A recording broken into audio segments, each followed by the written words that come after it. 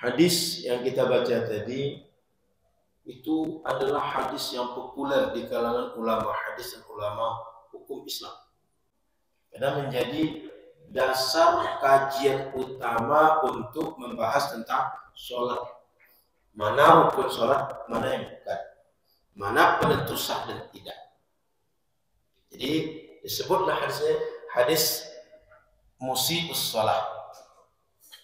Orang yang sholatnya tidak benar.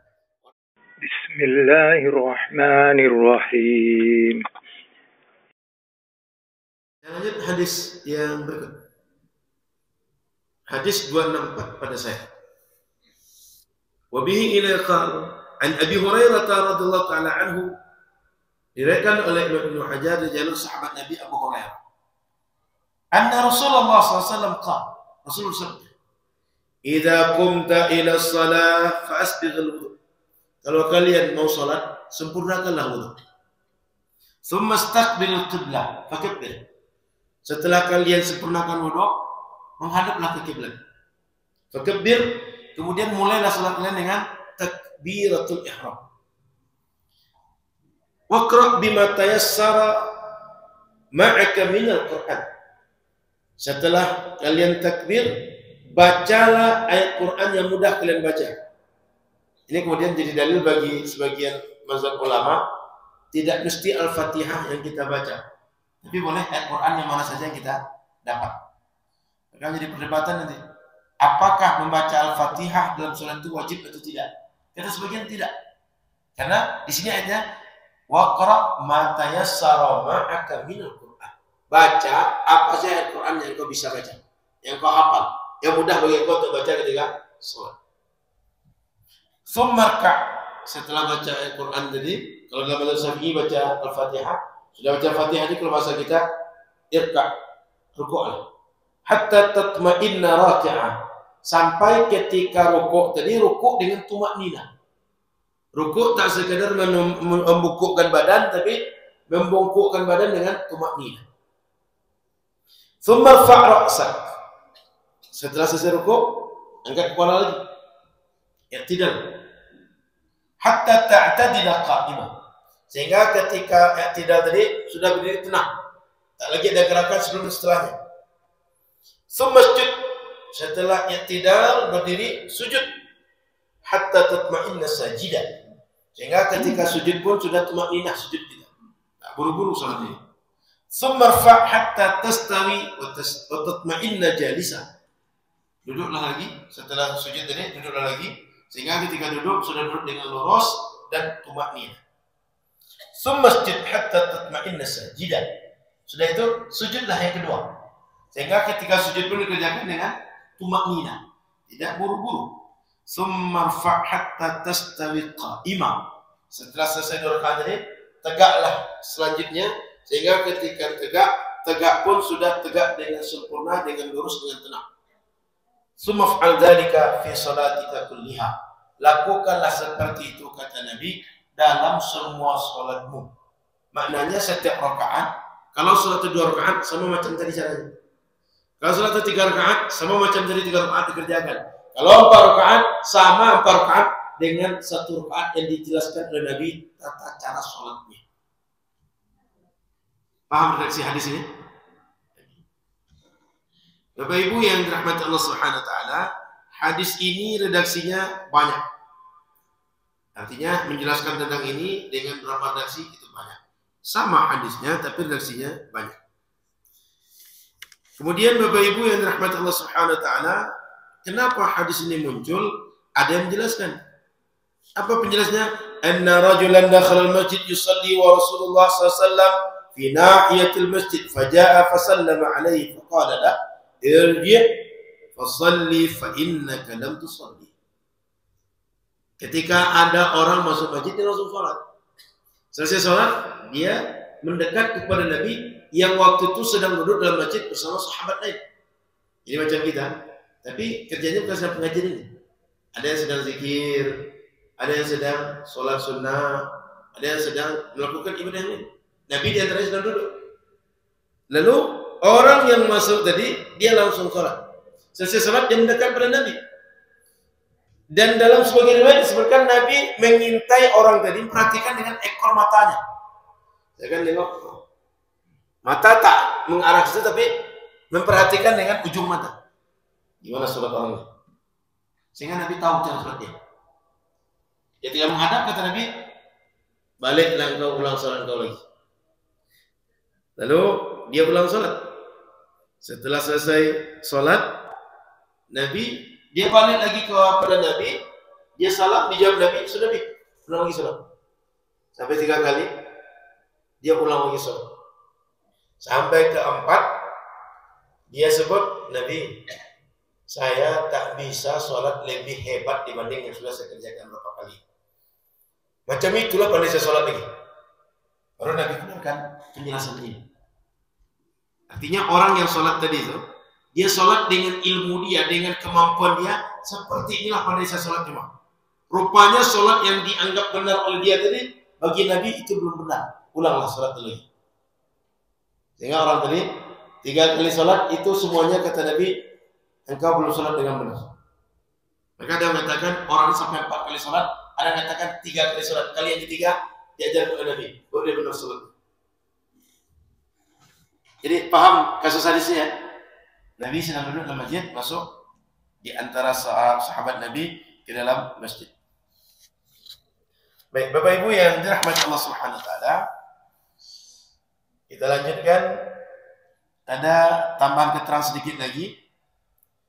Ini yang masuk ini kabarnya orang Arab Badui. Sehingga orang Arab Badui ini dia informasinya kurang dan dia tidak hidup sehari-hari dengan Rasul. Sekali-sekali jumpa. Sama kayak kita, orang pedalaman dari Rumbai turun. Macam kami lah tinggal di pinggir Rumbai, di pinggir Pekanbaru. Orang biasa situ cuma gembala sapi misalnya, tanam pepaya, tanam singkong. Sekali turun ke kota Pekanbaru. Sehingga begitu sekali-sekali turun, tidak banyak tahu tentang informasi.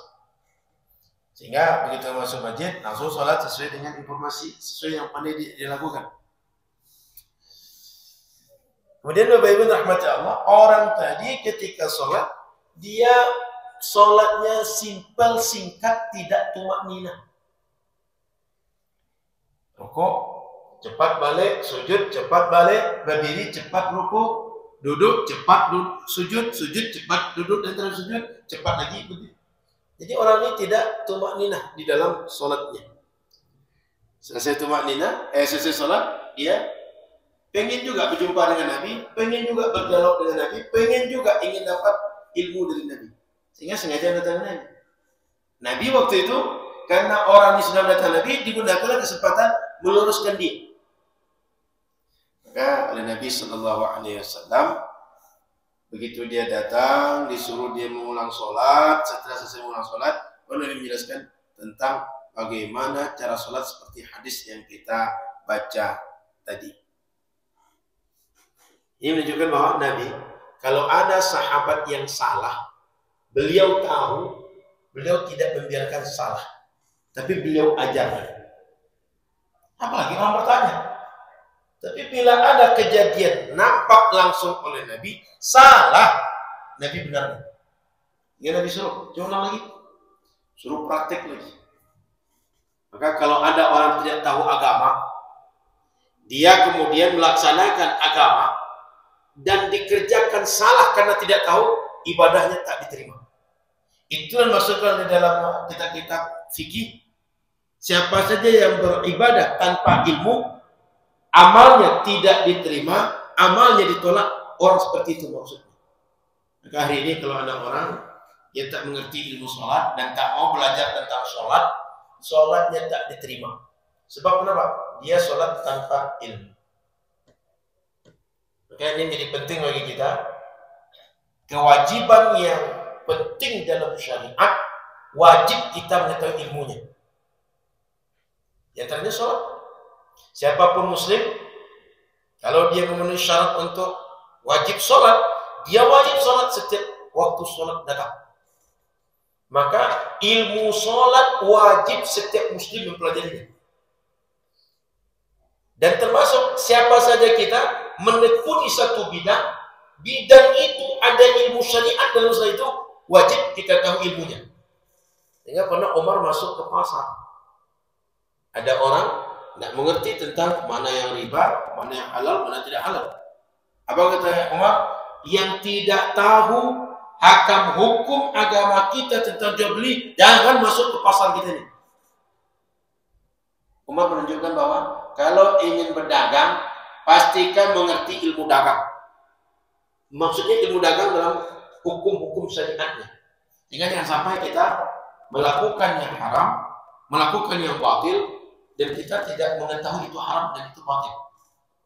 Jangan sampai berladang, bertani, berkebun, tak tahu hakam hukum terkait dengan bertani, berladang, berkebun, lalu kita melakukan yang haram di situ. Maka seorang penuntut ilmu atau seorang muslim secara umum, ada hadis yang sering dibacanya, talabul ilmi fariidatun ala kulli muslim. Menuntut ilmu wajib bagi setiap muslim. Mana yang wajib itu? Yang harus dia kerjakan dalam syariat, wajib dia pelajari. Maka setiap orang, apa menjadi bidang dia, konsentrasi dia, menjadi kehidupan sehari-hari dia, yang menjadi kehidupan itu mesti dia tahu ilmu terkait itu. Kalau kedokteran, dia mesti tahu apa ilmu-ilmu yang nanti berpengaruh dengan aktivitasnya sebagai dokter. Kalau polisi tentara, dia mesti belajar ilmu-ilmu yang terkait dengan yang wajib bagi dia dengan status dia sebagai polisi dan tentara. Maka dalam Islam itu Bapak Ibu, semua masalah kehidupan kita itu sudah dibahas. Ada bab ibadat, ada bab muamalat, ada bab munakahat, ada bab jinayah, selesai dibahas. Tinggal kita mau belajar atau tidak, mau mengaji atau tidak. Itulah sebabnya dulu ketika Pak Irza dengan Pak Mul diskusi gimana kita buat pengajian, konsep pengajian Ustaz. Saya sampaikan kita buat berbasis kurikulum, berbasis kitab, supaya kalau kita mengaji itu semua aspek kita pelajari. Jangan sampai sudah 10 tahun lebih mengaji tentang sholat kita selesai. Tentang taharah, cara berwudu, setiap pekan itu diulang. Tidak selesai. Kenapa? Karena kita tak punya panduan. Tapi kalau kita punya panduan, sini kan takrib sudah selesai. Dengan Munafarhan Arba'in sudah selesai. Apalagi yang sudah berdua aja ya. Nanti insya Allah belum orang kalau kita istiqomah selesai juga. Al-Azkar masih jalan ya. Insya Allah selesai juga. Syama'il Muhammadiyah kalau kita terus istiqomah insya Allah selesai juga. Dan Aqidah Tahawiyah kalau kita istiqomah selesai juga. Dan setiap pertemuan dapat informasi baru. Seperti ini pekan lalu membahas mana yang boleh dibuat masjid, mana yang tak boleh dibuat masjid. Sekarang tahiyatul masjid. Dan masuk lagi yang baru tentang bagaimana idealnya sholat. Jadi kalau kita tak berdasarkan kitab, tak berdasarkan kurikulum, kita tak pernah mempelajari semua aspek dalam Islam. Makanya ada yang aneh, orang tegakkan syariat Islam, dia tak pernah mengaji bidang-bidang. Pertanyaannya, yang mana yang dia tegakkan? Paham maksud saya? Orang yang mengerti syariat Islam menegakkan syariat Islam, yang tak mengerti menegakkan apa? Jangan sampai dia macam ini. Dia tegakkan ke orang, dia sendiri tak menegakkan. Kenapa? Dia tak tahu mau tegakkan apa. Biar untuk Palestina. Besok buat list. Siapa yang mau siap berangkat? Orang yang diam-diam, saya berangkat. Yang heboh-heboh tadi, tak muncul namanya. Nah, ini Bapak Ibu rahmat Allah. Perlu kita belajar Islam ini supaya kita mengetahui semua apa yang mesti kita kerjakan. Ada perspektif syariat di situ, sehingga kita tahu ini wajib, ini haram, ini tak boleh, ini boleh. Jangan sampai, kayaknya boleh nih. Menurut saya bisa nih. Karena syariat ini bukan aturan kita, tapi aturan Allah dan Rasulnya. Dari mana aturan Allah dan Rasul kita tahu? Dari mengkaji wahyunya. Dari mana kita bisa mengkaji wahyu? Penjelasan orang mengerti wahyu terhadap wahyu. Kalau kita tak bisa langsung pada wahyu, tak mengerti Quran dan Sunnah, maka penjelasan yang mengerti Quran dan Sunnah. Disitulah pentingnya ulama. Kalau tidak ulama, tak bisa kita. Karena kita tak bisa langsung pada Quran dan Sunnah. Baik, Bapak Ibu yang dirahmati Allah Subhanahu Wa Taala, poinnya tadi, orang ini sholat, dia tidak tumak ninah dalam sholatnya. Lalu datanglah kepada Nabi, diajarkan oleh Nabi, sehingga dia melaksanakan sholat dengan cara yang sepatutnya, yang sempurna, yang diinginkan oleh syariat. Oke, setelah azan Isya kita lanjutkan. Bapak Ibu yang dirahmati Allah Subhanahu wa taala, hadis yang kita baca tadi itu adalah hadis yang populer di kalangan ulama hadis dan ulama hukum Islam. Sehingga bisa dikatakan ulama hukum Islam rata-rata tahu hadis ini. Karena menjadi dasar kajian utama untuk membahas tentang sholat.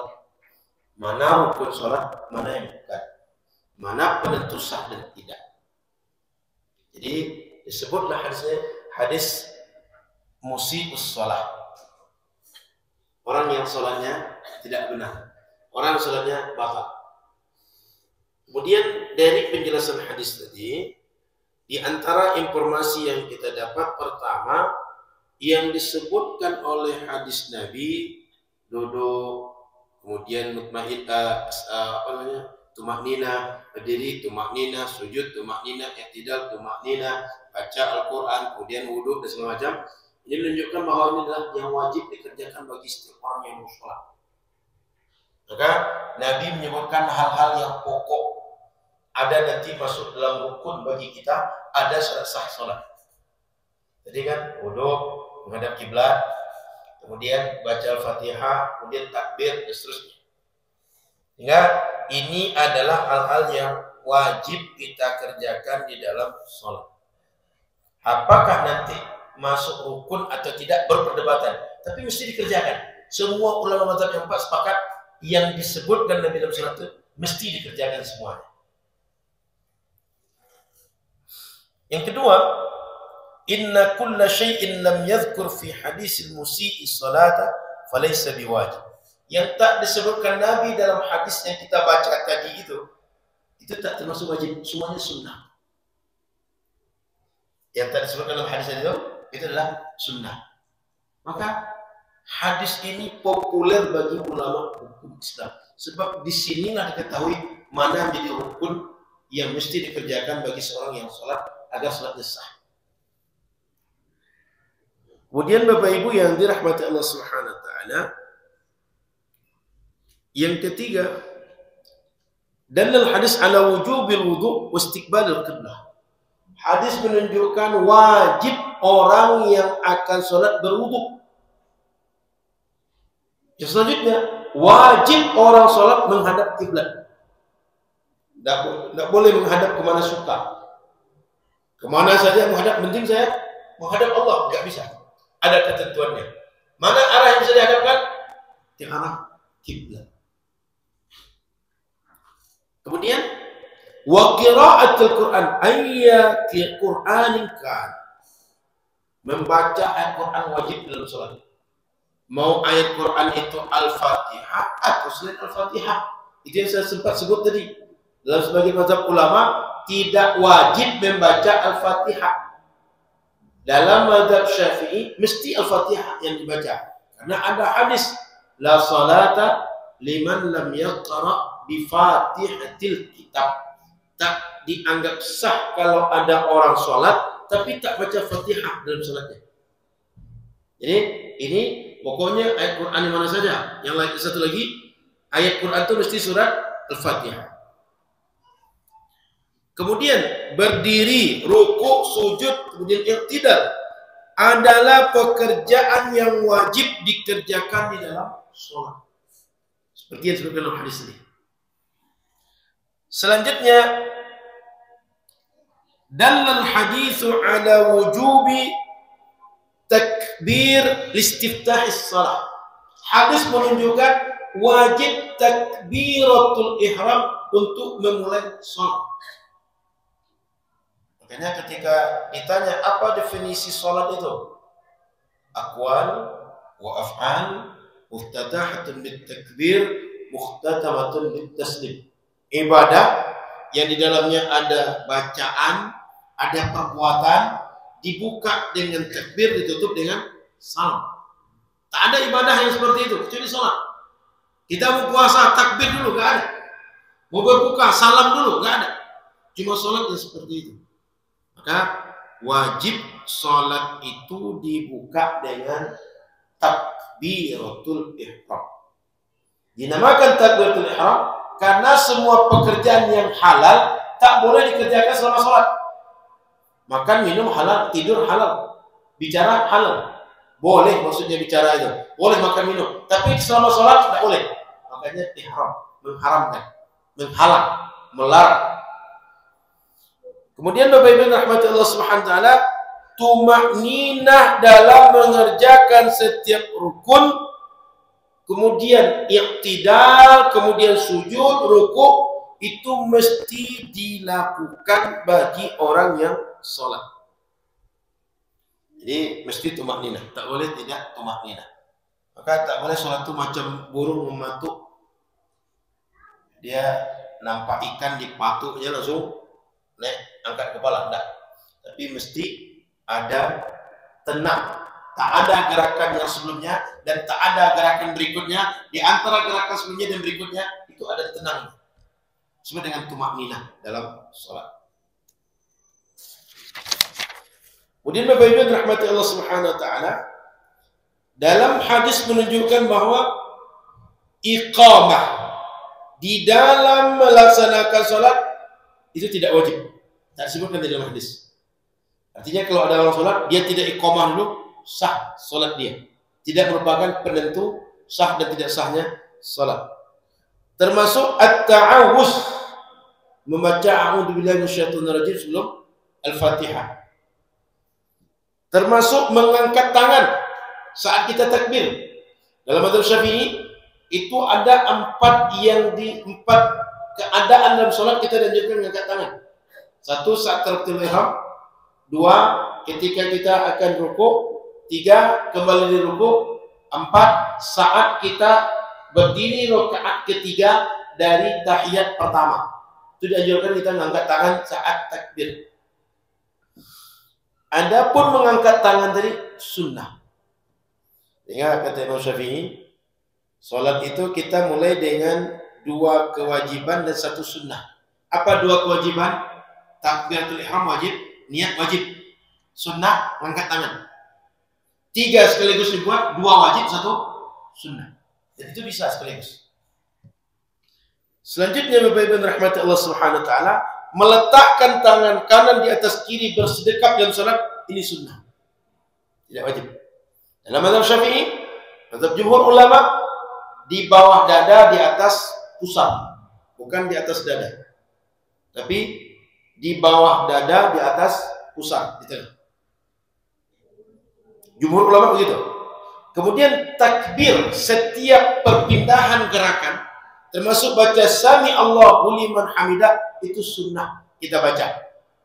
Kita mau sujud baca Allahu Akbar, mau duduk dan sujud baca Allahu Akbar, itu sunnah. Kita kembali yang tidak sami Allahu liman hamidah, bacaan itu sunnah. Maknanya kalau ada orang sholat tak dibacanya bacaan dari itu, tak batal sholat dia, sah sholat dia. Kemudian tasbihatul ruku' was sujud sunnah juga. Baca subhanallah azim bihamdi, baca subhanallah a'la wa bihamdi, mau sekali atau 3 kali sunnah. Kalau ada orang ruku', ada orang sujud, tak dibacanya subhanallah azim bihamdi, subhanallah a'la bihamdi, sah salat dia. Karena itu sunnah dilakukan. Artinya diam saja ya, itu sah salat dia. Kemudian posisi salat kita saat duduk tahiyat awal tahiyat akhir, apakah iftirash, apakah tawarruk, itu sunnah. Sehingga kalau ada orang duduk iftirash, tawarruk, mengerjakan sunnah, bukan mengerjakan yang rukun. Kemudian dalam hadis ini tak sebutkan masalah niat, masalah duduk untuk tasyahud akhir, tak sebutkan tertib. Kata para ulama, ini disebutkan dari beberapa hal yang lain yang ketika orang tadi dijelaskan oleh Nabi, ini tidak perlu dijelaskan kepada dia. Karena dia sudah mengerti dari indikasi-indikasi yang lain. Bahwa ibadah tak sah kalau tak dengan niat.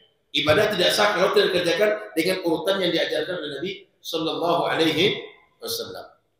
Jadi bagi mereka sholat pakai tasyahud itu sudah lumrah. Kalau sudah lumrah nggak perlu diajari lagi. Maka tasyahud akhir tak disebutkan, niat tak disebutkan, kemudian tertib tak disebutkan sebagai rukun sholat. Ini menunjukkan bahwa hal-hal ini sudah mereka tahu, tak perlu diulang. Sehingga secara otomatis tanpa dijelaskan pun sudah dimengerti. Terakhir Bapak Ibu yang dirahmati Allah Subhanahu wa taala, tak disebutkan sholawat di dalam sholat dalam hadis tadi, sholat pada Nabi dalam sholat hadis tadi menunjukkan bahwa tak sekedar satu hadis ini sebagai pedoman untuk menjelaskan rukun, syarat, sunnah dalam sholat, tapi ada beberapa hadis yang lain. Namun ini hadis sebagai umdah, sebagai pijakan utama menjelaskan bagaimana kaifiyat sholat. Maka hadis ini populer di kalangan ulama sebab hadis utama dalam rujukan referensi tata cara sholat. Insyaallah di pekan akan datang kita lanjutkan pembahasan tentang kaifiyat sholat ini. Ini baru satu hadis tentang kaifiyat sholat. Mohon maaf salah dan kurang, semoga manfaat. Ada pertanyaan kita tabungkan untuk pertemuan akan datang. Subhanakallahumma bihamdika asyhadu an la ilaha illa anta astaghfiruka wa atubu ilaika. Assalamualaikum warahmatullahi wabarakatuh.